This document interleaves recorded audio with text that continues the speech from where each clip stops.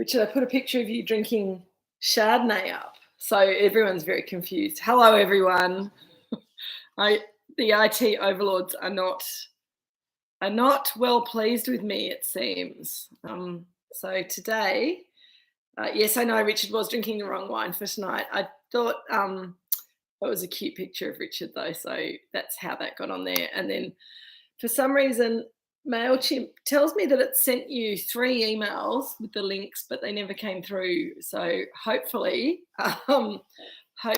you don't get completely inundated with emails from me in the next little bit. They'll probably come through in about 3 days' time, so just ignore them. So breathe. That was slightly stressful. And Jill's on a Zoom upstairs, so Pete's trying to set it up so that she doesn't interact with our internet and get us into trouble again. So welcome to Drinks with Kate. Hello, Craig and all the fam. Hello, Jeff and Sue, Kay, David, Cody and John. Debate on whether this needs a decant. So you can give it a decant or you can just let it air in the glass. It's totally up to you. I've decided to let mine air in the glass. I had a bottle last week and I thought it opened up really nicely quite quickly. So I didn't recommend a decanter, but you can absolutely chuck it in a decanter now if you'd like to. So Pinot Noir 2018. There we go. 2018 Pinot Noir, beautiful. Good evening, Fiona. Hello, Shell. Pinot Noir glass. Pinot Noir glass shell, absolutely. If you've got Moorooduc branded ones, even better. Hello, Rob and Deb. Lovely to see you. Brett's porcini chips. I was going to actually say if you couldn't be bothered, or if you didn't have time, more likely, to make a tagine, those Brett's porcini chips would be a very, very good match to this wine. Alrighty, here we go. Let's get some in a glass and then I shall attempt to answer all your questions. There we go, that's nice. Hello, Penny. I'm sorry also about last week. Emily and Kevin are back. Hello. So last week, for those of you who lost me en route to the second and third link, I apologise. We had the internet gods were not happy with me last week. This week, the MailChimp doesn't seem to be wanting to play ball. So we're just making things happen the way they need to happen so that we can all talk to each other. You've gone with hummus and dukkha. Yum, Fiona. That sounds delicious. Last one for the year before heading OS, Emily. Excellent. So, Emily and Kevin, we need to talk about mezcal at some stage, but I decided to leave it till next year because it all got too pointy-ended, Christmassy. So we will do mezcal. People are keen to do mezcal if we're having some hot weather in sort of January, February. So if we can talk about that, that would be awesome afterwards. Hello, Jackie. How you going? Roasted Moroccan spatchcock for Rob and Deb. How delightful. So David wants to know, what do I call the lovely legs that run down the glass? Well, we call them legs or tears, and it is rather nice to see them kind of just forming on the inside of the glass.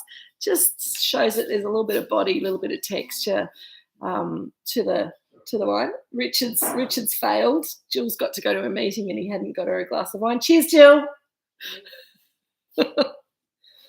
No tears, as in tears from the eyes, because it looks like a little teardrop.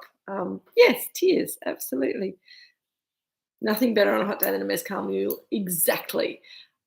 Pinot and tagine. Excellent, Peter and Karen. Good to hear. I think I did say hello to you, Penny. Yes, hello. Oh, my goodness. And so 2018 Pinot Noir, which Richard has to now pour himself another glass of because he had to give his away to Jill. It does have a slight copper tinge there, Craig. I would call that more sort of a brick or a terracotta, kind of a garnet colour. showing that little bit of aging on the colour, and also we're starting to see a little bit of tertiary character on the nose. So what do I mean by that? When we talk about primary, secondary and tertiary characters in wine, the primary characters are those first fruity characters that we smell and taste in young wine. So the primary characters come from the fruit. So Pinot Noir primary characters would be things like cherry, red cherry or black cherry, or plum, or that sort of thing. Oh, no. Evening. Keely and you're off to Armadale Cellars for a Portuguese tasting tonight. Well, that sounds nice. Jean's, good on you, Jean.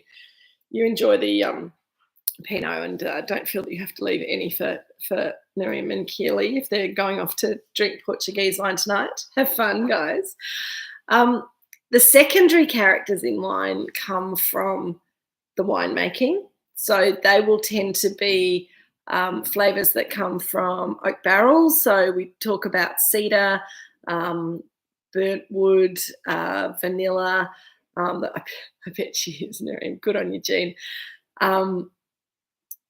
All of those flavours that come from oak. You can also get flavours that come from time on lees, or time in barrel, sort of oxidative or protective aging post fermentation. When we're talking about white wine secondary characteristics, then there's often a discussion about malolactic or not malolactic, which in white wine tends to give that wine a slightly buttery character, certainly a rounder character. We see malolactic fermentation characters in almost every red wine. There's a couple of exceptions, but not at Moorooduc Estate. I'm talking about sort of very strange styles like Lambrusco from Italy, which is sparkling red wine. Vintage port tends not to go through a malolactic fermentation, but apart from that, malolactic fermentation is de rigueur for red wine. It just softens the acids and the tannins and makes the wine a little bit more rounded on the palate. Emily, that's okay. The McIntyre 2018 will be a lovely drink as well, I'm sure.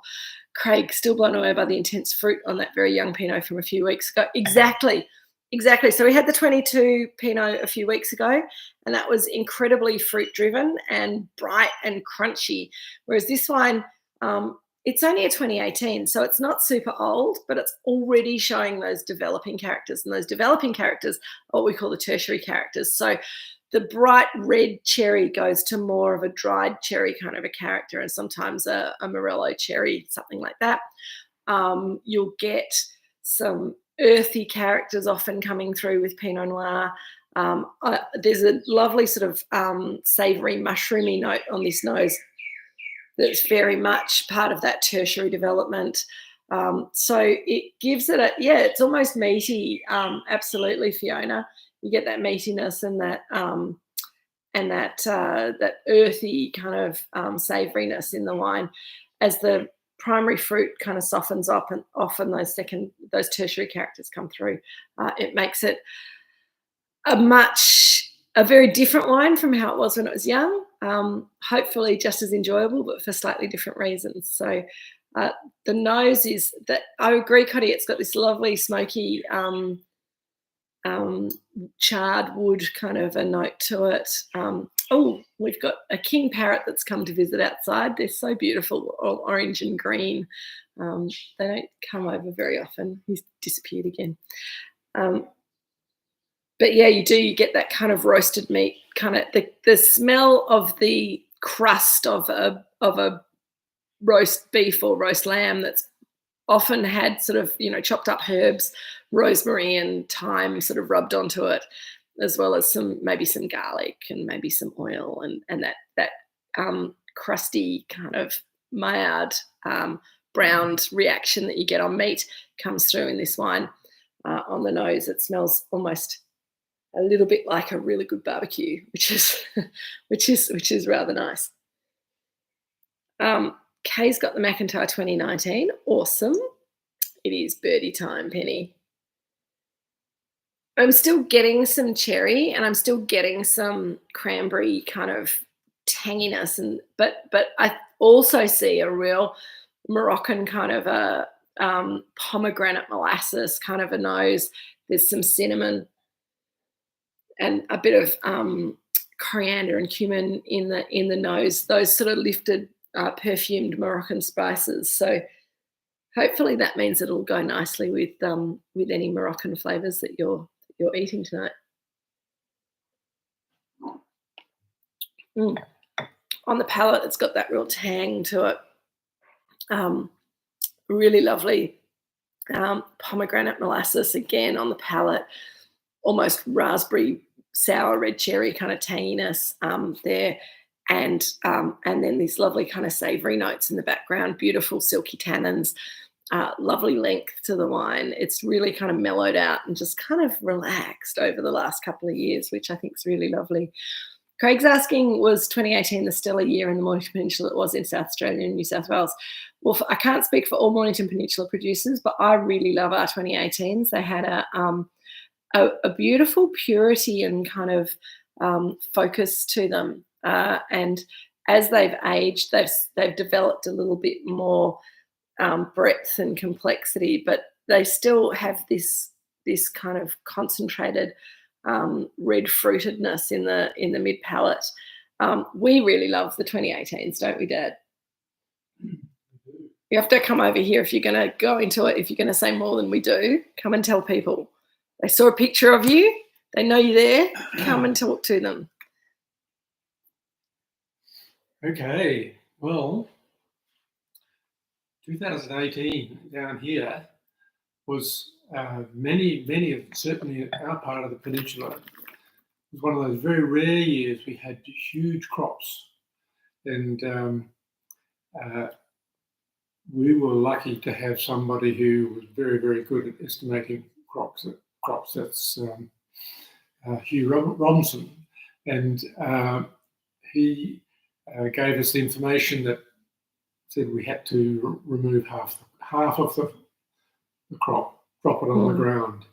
And that's before veraison if you're going to preserve the potential quality. So I think if you didn't actually know how much crop was on your vines at that time, it would have been difficult to make really good wine. But we were very, very happy with our wines because we had that information and did that deed. Yep. So it is. Thanks, Dad.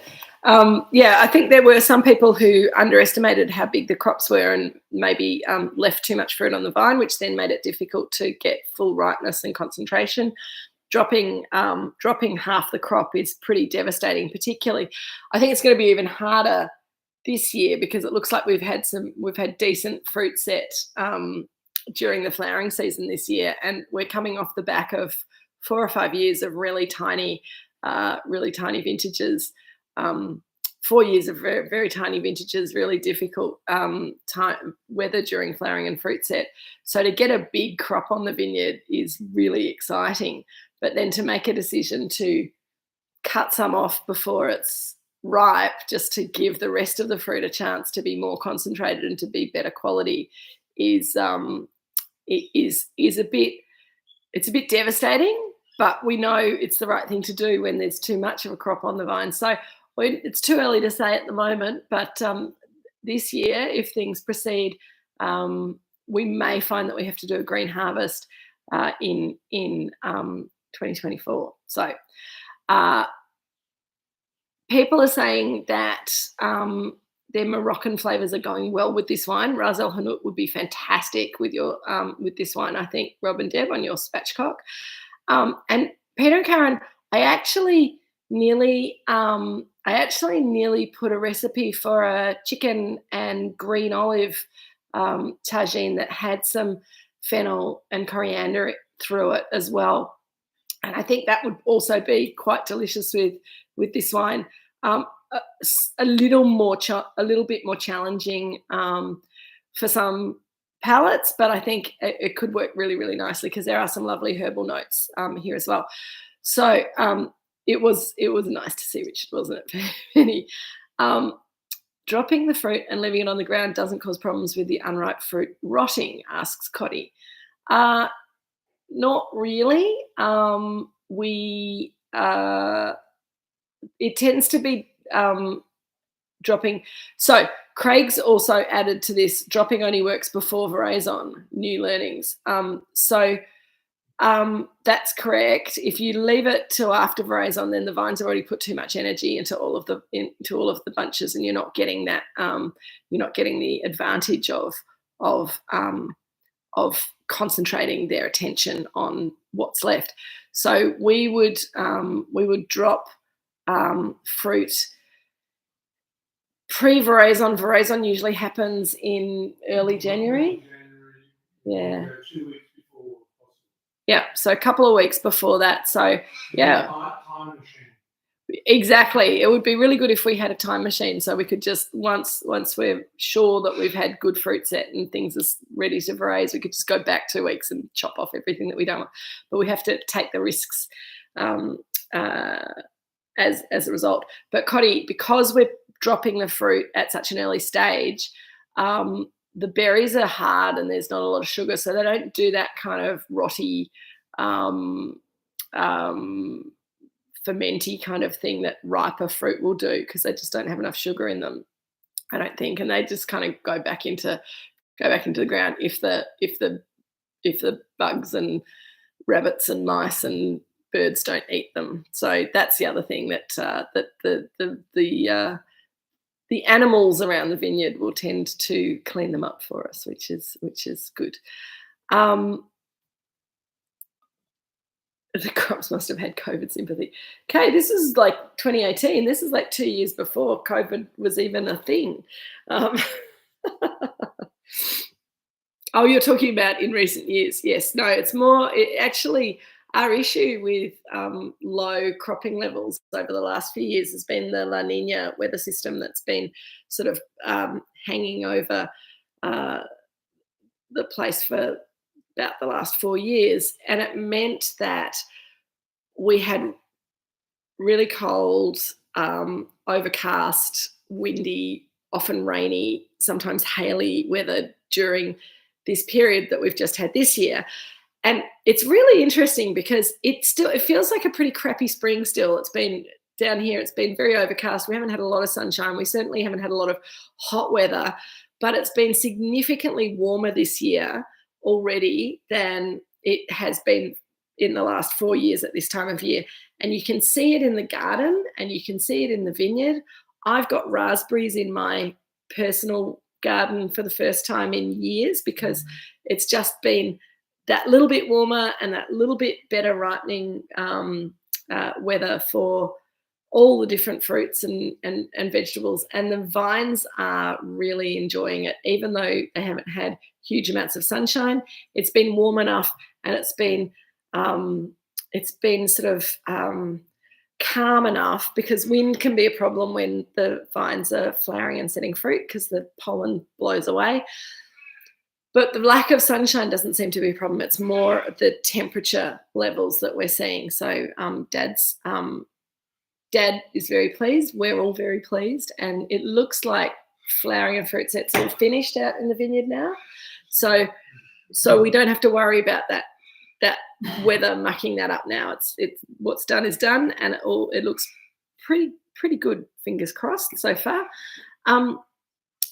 Shell, when I take a sip of wine with the Moroccan salmon, it turns into an ottling dish in my mouth. What is that called in sommelier talk? In a pretty simple way of describing it, Shell, I really think that our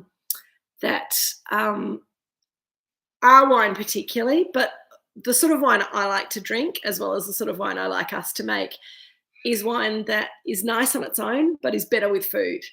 And if you can find the food and the wine matches that enhance each other, then that's a very joyous thing. And it sounds like you've got that tonight with the Moroccan salmon. A lot of people say, oh, fish doesn't go with red wine.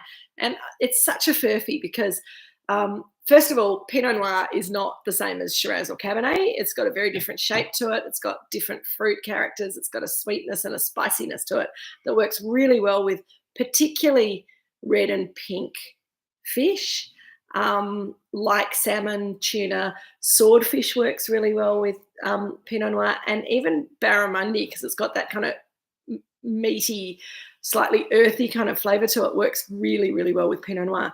So don't ever feel like, if you feel like having fish and you feel like having a glass of Pinot Noir, then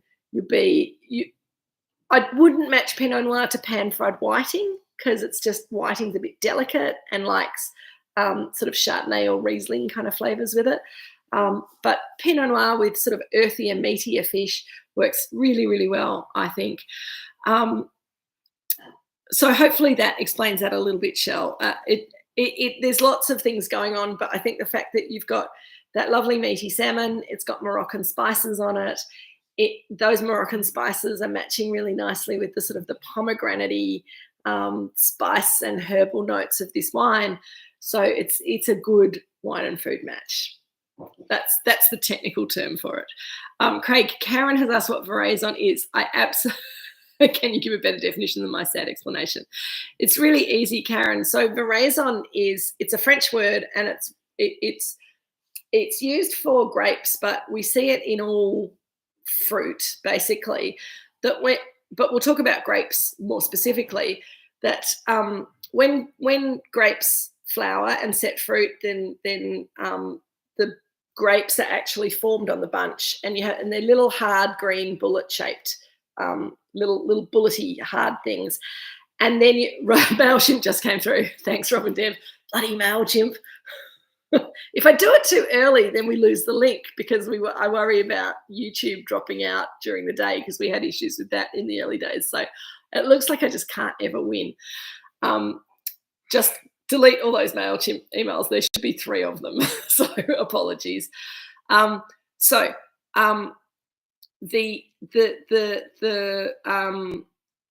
grapes will grow bigger over time, but they stay really bright green and hard. And then at a certain stage of their development, they start to change colour and they become less opaque. So when a grape is ripe, you can kind of see the light through it. It gets softer, it gets bigger and juicier. And this is when the sugars and the flavours develop in the grape. You also, before the grapes start getting soft and bigger and changing colour, you have very high acidity in the grape. And as the grape then ripens past veraison, and veraison is actually that point when the colour starts to change. It's much easier to see in red grapes, because they go from that hard, bright green to sort of a pale pink, and then they get darker and darker as they ripen and get bigger. But the birds are amazing at spotting veraison, particularly in the red grapes, but also in the green grapes, because the green grapes go more golden over time. But as soon as that colour starts to change, the birds know that means that there's sugar being produced in the grapes and they're going to taste better. So they come zooming in and start eating the grapes as soon as they start to change colour. So veraison's a really important time for us to be keeping an eye on the vines, and that's when we put the nets on. Because if we don't put the nets on, then all the fruit gets eaten by birds before it's fully ripe, because we need much higher levels of ripeness, much higher sugar levels, and developing of flavour in the grapes than the birds do. We need that for wine. So wine grapes tend to have very high sugar. If you taste grapes that are grown for wine when they're picked to make that wine, they taste a lot sweeter and they have much more intense flavour than the grapes that you buy at the supermarket as table grapes, because we're looking for that extra level of flavour and ripeness, and that extra sugar gives us better alcohol. Up to a point. You don't want too much alcohol, and you don't want too much flavour development, because that's when you can turn into jam. But so that's veraison, is when the grapes start to change colour and they start dropping their acid levels and their sugar levels start going up and their flavour starts increasing. Oh, David, the jacaranda's already flowering. How gorgeous. And yes, I had a strawberry from Sue and Jeff's garden this morning. It was delicious. Thank you. This wine is evolving really nicely. I'm really glad I didn't put in a decanter, because I think that it's changing quite quickly in the glass. There's almost this is going to sound dreadful, how do I describe it without it sounding dreadful? There's almost a tomato relish kind of aromatic here now. There's got that savoury sort of roasted tomato kind of a note, which is weird because I don't think Pinot Noir goes very well with tomato at all. And it was one of the things I was a bit worried about that tagine recipe, because it does have some tomato in it, but it's got lots of other flavours that I think will kind of, if anyone made that recipe, I think the other flavours will probably counteract the tomato so that it doesn't make the wine too sour, because I think tomato often makes Pinot Noir taste a bit sour when you put them together. If you've got lots of sweet roasted vegetables in there and nice spices, then that should kind of counteract that. But there's a kind of almost a roasted tomato, tomatillo kind of aroma coming on here. Oh, I'm glad, Cotty. You made the recipe that I sent you, did you? It looked yummy. I'm looking forward to making it myself soon. I think it is one of those things that, oh, good on you, John. It's one of those things that we get a little bit anxious about matching spicy food to wine. And I think that really hot, chilly, spicy food, as we've discussed before, can be quite challenging to match, particularly to red wine. But I think other spices, both, and we talked about this with, I think it was the Devil Bean Creek Pinot that we had recently that we matched to lamb massaman curry. I think that was right. But those other spices, apart from the chili, work really amazingly with Pinot Noir, I think, because Pinot Noir has some of those spicy notes anyway, our Pinot Noir particularly, I think, and that's one of the nice, unique things about Mornington Peninsula Pinot, is that you get that core of sweet fruit in the middle, and you're still seeing that in this wine, the red cherry and the pomegranate, but then it's kind of surrounded by these Moroccan spices and herbal notes, and it's really quite, that adds to the complexity and to the interest of the wine and makes it, I think, more food friendly. So pretty cool.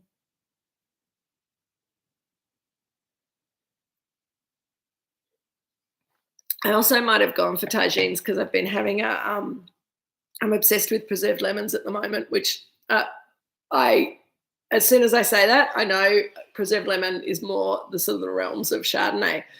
But I think that if you're going to try and match some citrusy flavours to a Pinot Noir, a salted preserved lemon flavour as part of the mix can work really nicely with this sort of wine, because we do have that sort of tangy, almost citrusy character coming through in the Pinot. And I think that's one of the things, particularly with this Pinot, at the age and the maturity level that it is, there's this sort of slight blood orange kind of citrus fruit coming through on the nose and the palate as well.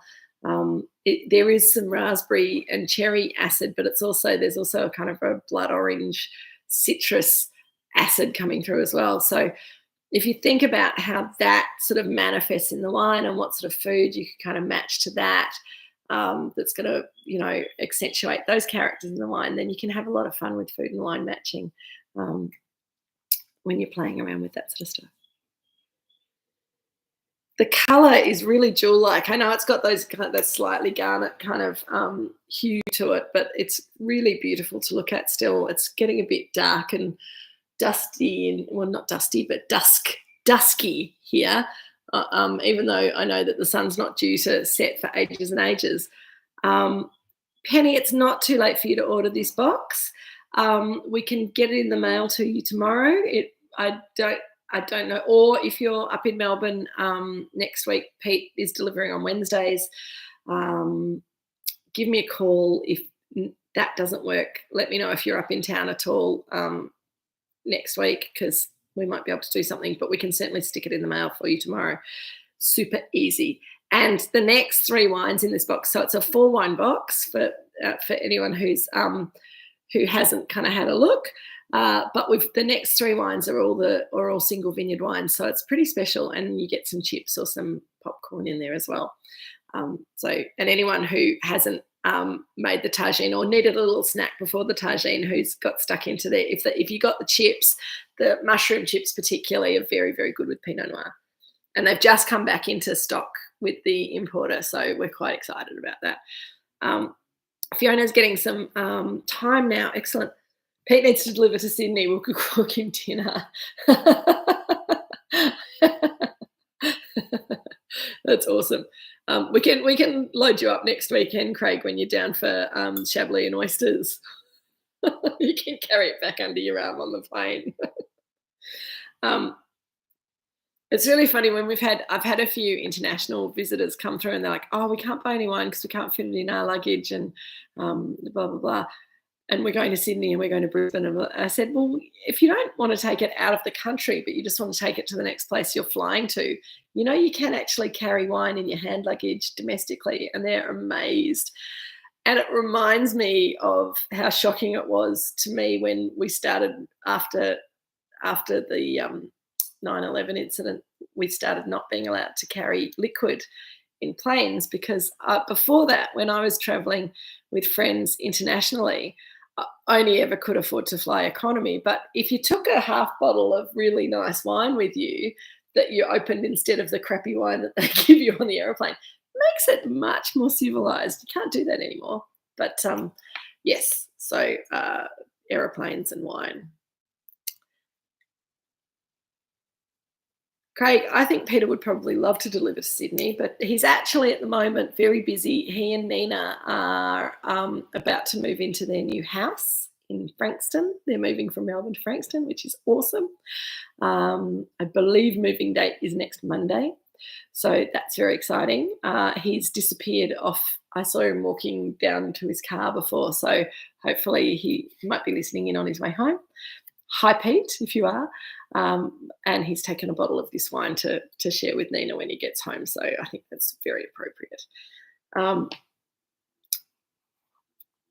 Penny, you remember those days when you could take wine on airplanes? It was good, wasn't it? I remember I took half a bottle of Krug once and had champagne. So decadent, ridiculous. All right, this wine's changing more. It's getting more of this kind of sort of beefy, bonoxy kind of putting the class in economy class. Absolutely, Fiona. There's a real kind of, there's more meatiness coming through. And the other thing that I really love about this Virgin rules: permitted as carry-on or checked baggage, alcoholic beverages must be in retail packaging, and a maximum net total of 5 litres per person is permitted. Really? Alcohol must not be more than 70% alcohol by volume, and consumption of alcohol carried on board is not permitted on the aircraft. Interesting. I was travelling by myself, Jackie, and I thought I won't be able to put the cork back in once I've opened it. I'll have to drink it all. So I just took a half bottle. But yes, I also when I'm traveling overseas, I make sure that I've got space and capacity in my check-in luggage to carry wine. I usually only bring 2 or 3 bottles back, but I always have. You can get little blow-up wine sleeves that kind of go around the wine and protect the bottle, which is rather nice. 5 litres should be sufficient for most domestic flights. That's correct, Rob and Deb. But you're not allowed to drink it on the plane, so what's the point? No, taking it with you, I think is quite a nice thing. You can have a nice glass of wine when you get to the other end.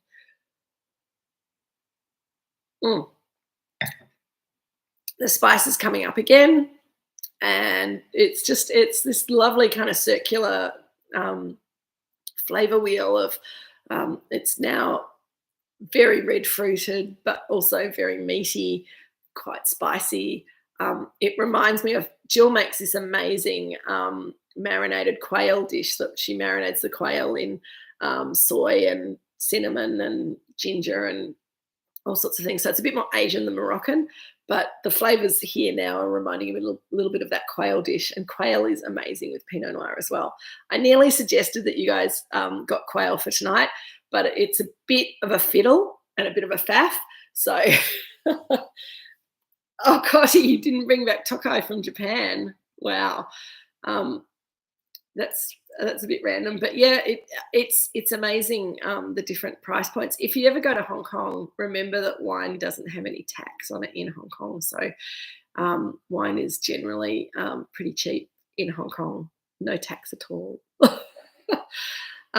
So yeah, meaty, earthy, spicy characters, quail. I might even recommend that we do quail in one of the next sessions, maybe even on our Christmas catch up. If anyone feels like being fancy pants, I'll give you some other options that are not quite so fiddly.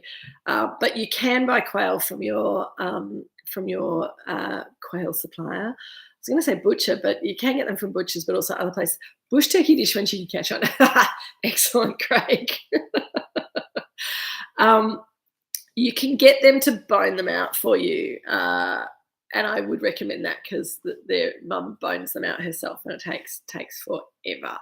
And it's very fiddly. So, but they're lovely little drumsticks, very cute, and delicious with Pinot. So,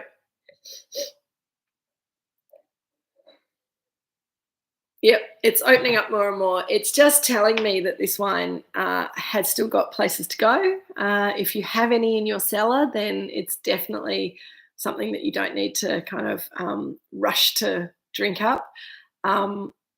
It's pretty delicious, I reckon.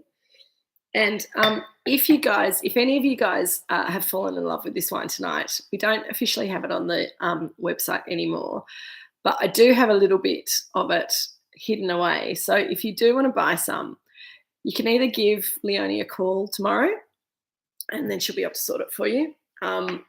But you can also, if you just want to go through the shop and buy it as 2020 Pinot Noir, but just write us a note in the notes area saying, "Can I have 2018?" and we'll do it for you. Shh, don't tell anyone. We'll do it for you at the same price as the 2020. So if you want a little bit of this for in the cellar for Christmas or for future years, then just get in touch tomorrow through the shop, or give Leonie a call at the winery. See you later, Penny. Give us a call if you have any questions tomorrow about ordering. Adding to cart. Good work, Shell. Now, while I'm doing public service announcements, a couple of other things. This weekend, weirdly, it's turned out to be, I think, a really busy weekend for lots and lots of people. So we've had the lunch is booked out and closed off, and that's fine. But we've got some spots still at the Magnum tasting on Saturday, which is running from 2 till 4. It's 3 wines from 2019. They're all the Pinots, the 3 single vineyard Pinots. We'll be matching a little taste of food with each of the wines, and we'll be talking about them. But if you were thinking that you'd like to come, but you'd left it too late, and you might not, or you're free when you didn't think you were, again, give us a call tomorrow, because we can fit a few more people in, and it'd be lovely to see you guys on Saturday if you're free, 2 till 4. Give Linda a call, send me an email, kate@moorooducestate.com.au, very easy. It'll be lovely even if we just have the little group that we've got, but I just wanted to put it out there to you. If you were kind of umming and ahhing, there is space we can fit you in on Saturday, and it's going to be fun. So that's that. What else do I have to tell you? I should be saving the 18 for Drinks with Kate 2026. This wine, Peter and Karen, yes, well, we might even be saving some of that also for 2026. Don't you worry about that. We were good about putting some of this aside. It was one of Nigel's last things that he did, and he put some on a pallet, wrapped it all up, wrote "Do not sell, save for Drinks with Kate," and hid it up the back of the cellar. So we've got actually a little bit of stock of it. So I think I can sell you some now and still keep some for Drinks with Kate in a couple of years' time. I think we're all good. What else was I going to tell you? Oh, yes. We've got 3 more weeks of 2026 is the peak. I don't know. Craig, we'll have to come back and have another look at it. I think Peter and Karen are saying that it would be nice to look at this wine again in 3 years' time. And it is good to have a look at these things with some time on them. We do also have the Single Vineyard 2018 put aside to release on their sort of five years after we originally released them, which would be around 2025, 26, something like that. So, yeah, we'll just wait and see what happens.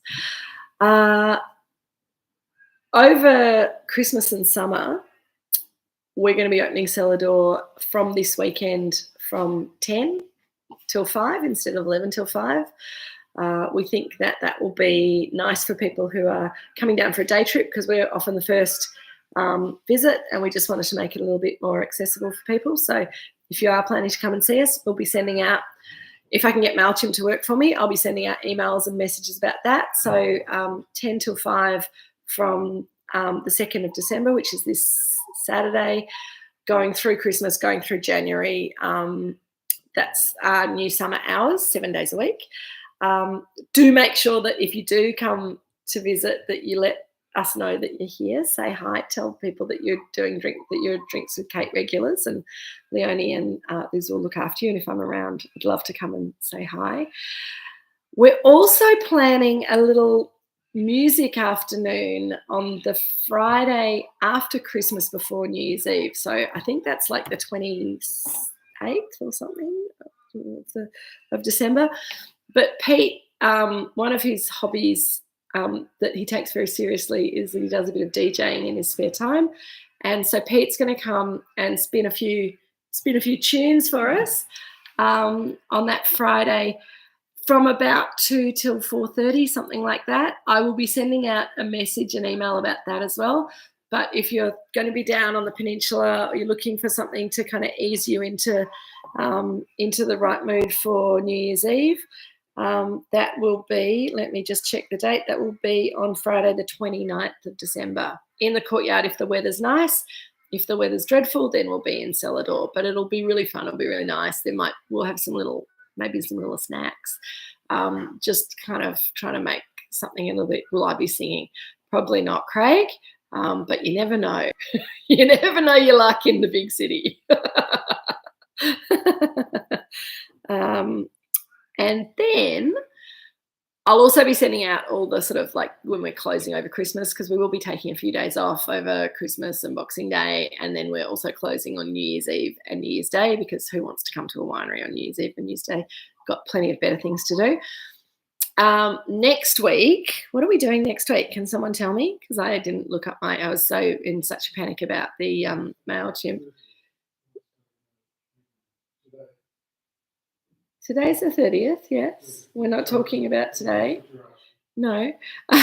Next week, I think we're doing the Garden Vineyard Pinot next week. Either that or the Duck Chardonnay, but I think we're doing the Garden Vineyard Pinot next week. That sounds like a good plan, doesn't it? Let's do the Garden Vineyard Pinot next week. 2021. It's a delicious wine. And I'll think of something really fabulous to match to it. It's going to be delish. Apparently, it's going to be like 30 degrees here next Thursday, according to the bomb. We'll wait and see. But that will be fun. I'm seeing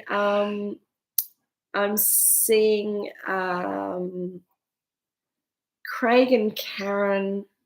I don't think Joan's coming down. I'm seeing Craig and Karen on the weekend. Duck Chardonnay 2021. Okie doke. Robbo then double duck. What?